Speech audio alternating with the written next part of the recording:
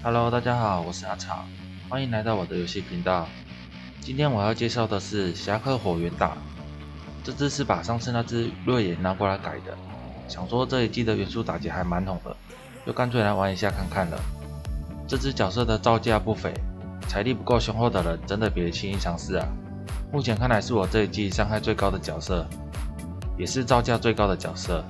大家有兴趣的话可以来参考看看。接着就大概来讲解一下我的装备选择以及一些的制作方法。首先最重要的就是武器了，本来只是想做一把堪用的武器，可是前面的运气还不错，做着做着就变成这把弓了。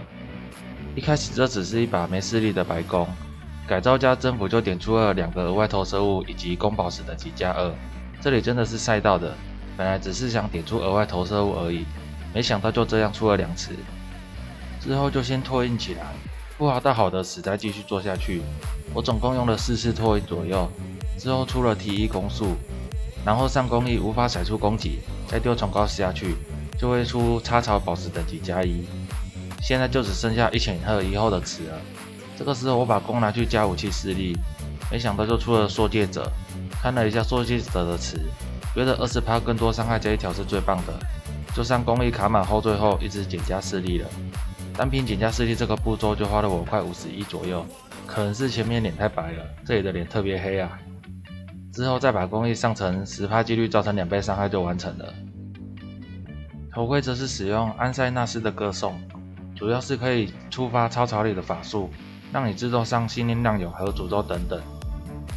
然后是剑带，剑带的前缀主要是挑选额外投射物、生命以及攻击增加元素伤害，后缀则是暴击率、暴击伤害加成、攻速。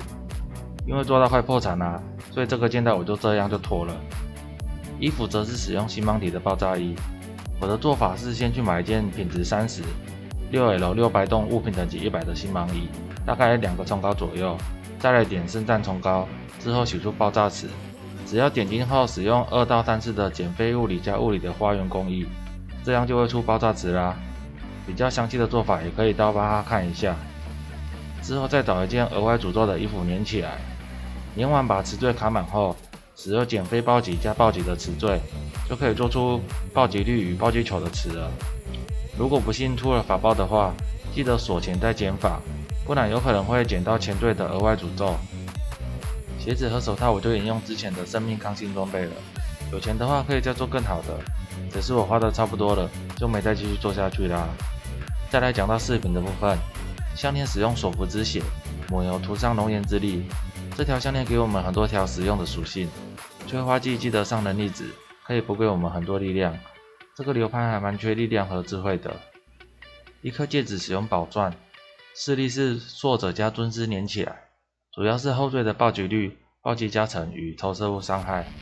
做完后缀后就用花园的保后骰钱，直到骰出前缀你觉得满意为止。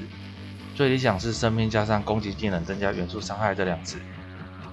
再上非引导技能减魔力消耗的工艺。这边我骰到 T1 生命就停了，毕竟再骰下去就花太多钱了。另一颗戒指前缀也一样，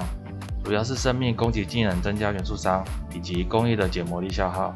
后缀就补智慧、力量和抗性了。和另一颗相比的话，这一颗戒指就便宜了许多。腰带则是挑尊师的冥河腰带，前缀是2条生命加上攻击增加元素伤害，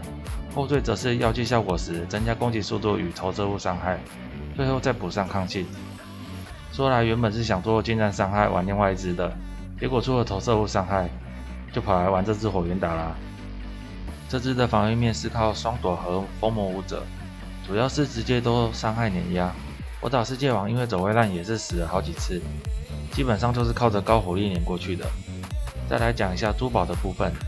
这只角色开了2组星团，2颗巨型与2颗中型。一颗巨型使用的是火焰伤害，此主要是选用焚尸炉和迷茫之烈。迷茫之烈主要是当你使用元素技能时，有10%几率致盲附近敌人，来提高生存能力。多灵之心则在后面不点。另一颗使用一般的攻击星团珠宝，主要是加攻速与偷魔。有偷取魔力的话，其实其中一颗戒指是不用上减少魔力消耗的，只是我还是比较喜欢怎么射都不会扣魔的感觉，就还是用了。中型2颗都是使用增加暴击率的星团，词缀是压力点和迅速逃离，主要就是加暴击率、暴击伤害和跑速。然后要塞2颗专精作战，一颗是不能选择闪电，一颗是不能选择冰冷，这样就能强制元素打击都使用火焰攻击了。再使用一颗致命的骄傲，词缀选用阿寇亚，可以把核心天赋变成除炼师，这样子就有盛怒值可以拿来开狂战了。3项珠宝我是使用愤怒的暴击加成，有钱的话可以使用在更好的2池或3池珠宝，毕竟这个流派开精准和愤怒都是有很多伤害池可以选择的。最后就是一般的珠宝了，主要是挑选生命值与各类元素的暴击加成都可以。注意一下，金弹暴击加成是吃不到的，就请大家依自己的财力去做挑选吧。最近都在加班，实在很忙，好不容易才挤出了这支影片。影片的最后我会放上技能串法和我所使用的药剂，如果我有什么讲错的地方，就在下方留言跟我讲一下吧。谢谢大家的收看，我是阿草，我们下部影片见，拜拜。